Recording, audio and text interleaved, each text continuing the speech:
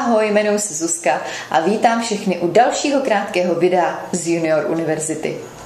Počasí se trošičku umoudřilo, ráno docela příjemně sprchlo.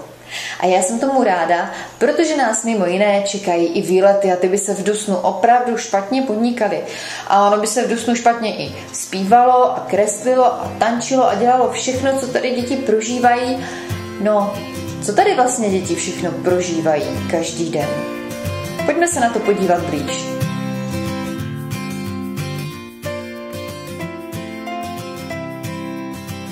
Pro děti je tady připravena spousta seznamovacích a skupinových her, které jim vstup do nového kolektivu usnadní a zblíží je.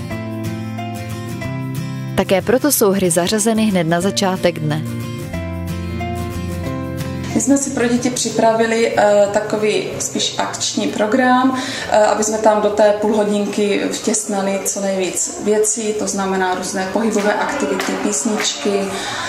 Pro ty menší tam je to spíš takový hrací kroužek, pro ty starší děti tam už tvoří různé jak kdyby projekty, píšou i na tabuli a tak dále, takže je to spíše takovou zábavnou formou angličtiny.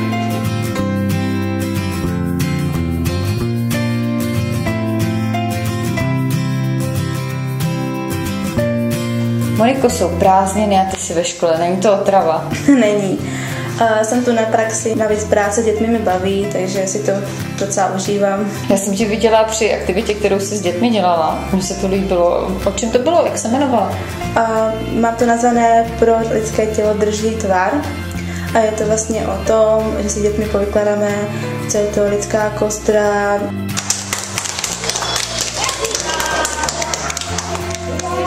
Takže teďka jsme se vlastně jako ujasnili, procvičili a z vlastní zkušenosti vím, že to, co si procvičím sama na vlastní kůži, nejvíc si pamatuju.